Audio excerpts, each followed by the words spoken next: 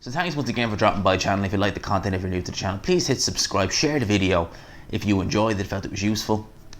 Now let's get into this. So, the other day we got word that, at least financially, Anthony Joshua and Tyson Fury had agreed terms to a 2-fight deal.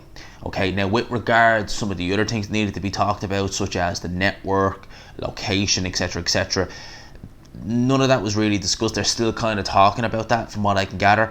But in terms of, at least from a financial point of view, both parties seem happy with that. Okay, now that's definitely a good thing because I want to see this fight. I think a lot of other people want to see this fight.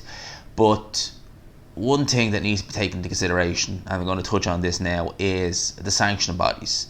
Because what's been going on in the world has pushed, a lot of mandatories back. A lot of things that was going to hopefully get taken care of this year is now going to wait till next year.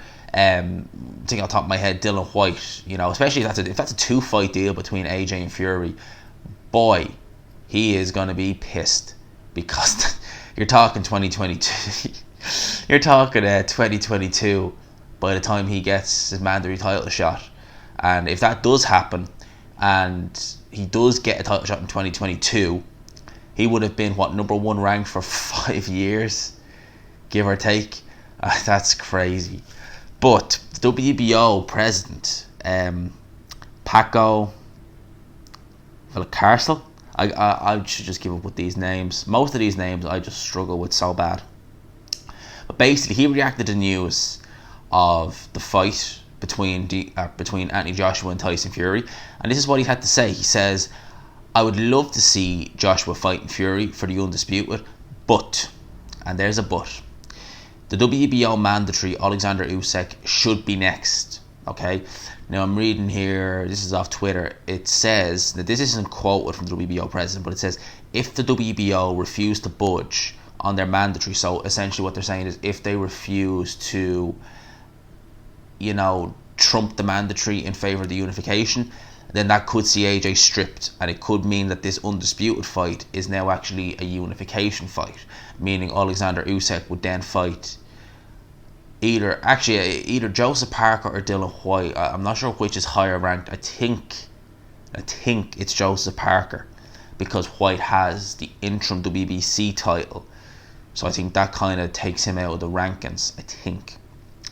So yeah, we could still definitely get the AJ Fury fight, but it may not be for undisputed. It may be as a unification if the WBO are insisting on Oleksandr Usyk getting a shot. Now, Usyk was scheduled to fight obviously the end of May. We all know that, against Derek Chisora. That fight's not even been remotely talked about since, and you would imagine that it's not a fight Eddie Hearn would want to do behind closed doors, given the fact that the gate receipts, especially in the O2, will be quite good for Derek Chisora. He's popular there.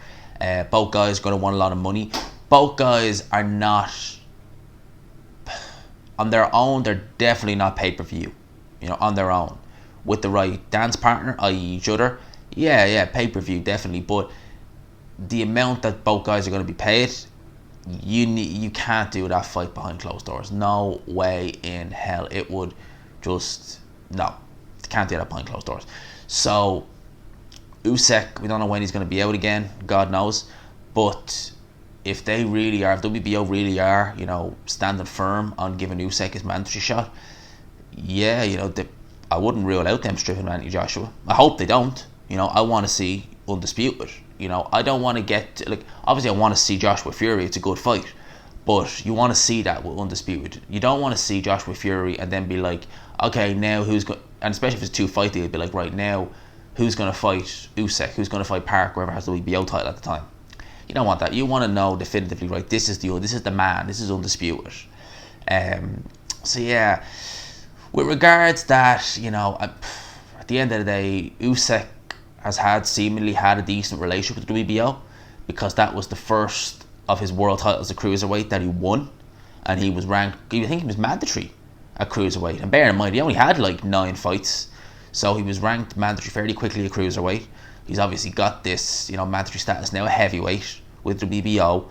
He had worked, and I don't know if this helped, but given the fact that well, two things. Given one, the fact that he's friends with Lomachenko up until he started fighting, guys like Pedraza and Campbell, he was mainly fighting. I think he was only fighting WBO sanctioned fights.